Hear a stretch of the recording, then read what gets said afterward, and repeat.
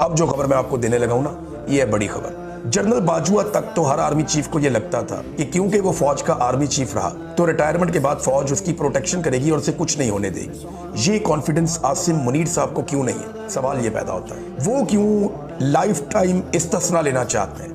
क्या उन्हें किसी बात का खौफ है? क्या उन्हें वो कॉन्फिडेंस नहीं है जो इससे पहले जनरल बाजवा को, उससे पहले जनरल राहील को, उससे पहले जनरल कियानी और जनरल मुशर्रफ को था कि फौज मुझे कुछ नहीं होने देगी क्योंकि मैं फौज का आर्मी चीफ रहा हूं, ये फौज का सिस्टम है और एक सेट पैटर्न है। आसिम मुनीर साहब को ये वाला कॉन्फिडेंस नहीं है। क्यों नहीं है? ये चीजें हमें शायद मुस्तकबिल में पता चलेंगी, लेकिन एक बात तो कंफर्म है कि खौफ और डर मौजूद है और इसी डर और खौफ के निजाम में से और इसी अंधेरे में से रोशनी फूटेगी और जब वो रोशनी फूटेगी तब आपको मेरी ये बात याद आएगी, क्योंकि मैंने इंतहाई मायूसी के आलम में एकदम हालात को बदलते हुए देखा। जब बहुत घुटन वाला माहौल होता है ना, हर तरफ हब्स हो जाता है, तो तभी ठंडी हवा चलती है और बारिश आ जाती है। मैंने तो हमेशा यही देखा है, जब कभी घुप अंधेरा हो जाता है ना, तो रात का वो आखिरी पहर होता है, उसके बाद सुबह की रोशनी निकलती है। अब ये घुप अंधेरे का वक्त है।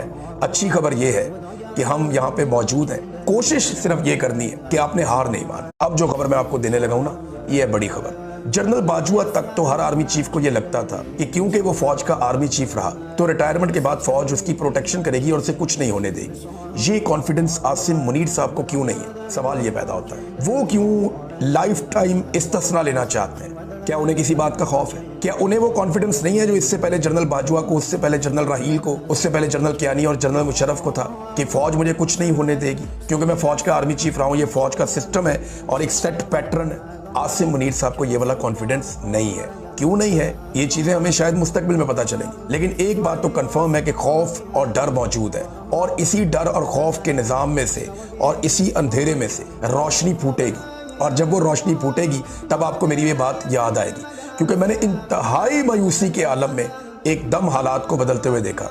जब बहुत घुटन वाला माहौल होता है ना, हर तरफ हब्स हो जाता है, तो तभी ठंडी हवा चलती है और बारिश आ जाती है। मैंने तो हमेशा यही देखा है, जब कभी घुप अंधेरा हो जाता है ना, तो रात का वो आखिरी पहर होता है, उसके बाद सुबह की रोशनी निकलती है। अब ये घुप अंधेरे का वक्त है।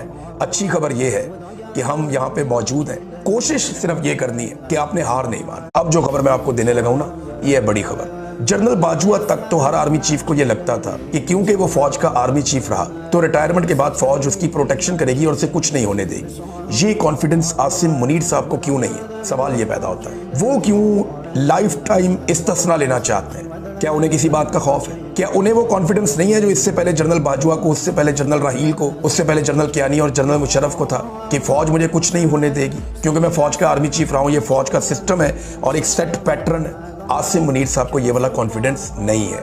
क्यों नहीं है?